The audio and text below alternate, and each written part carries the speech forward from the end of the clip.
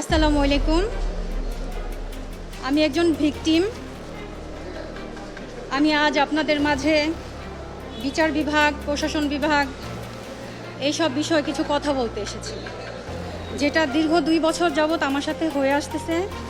সে বিষয় নিয়ে আমি কিছু কথা বলব। আমি 2024 সালের এপ্রিল মাসের 4 তারিখে নারী শিশু 8 কোর্টে একটি ধর্ষণ মামলা দায়ের করি। মামলাটি চলাকালীন ধর্ষণ আসামি আমাকে 3 বার হত্যা করার চেষ্টা করে।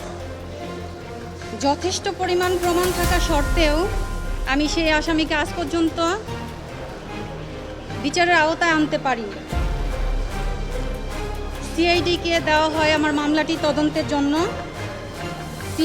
সিআইডি তদন্তকালীন আমাকে বারবার অফিসে ডেকে নিয়ে বলে, আপনি মামলাটি আপোস করে ফেলেন।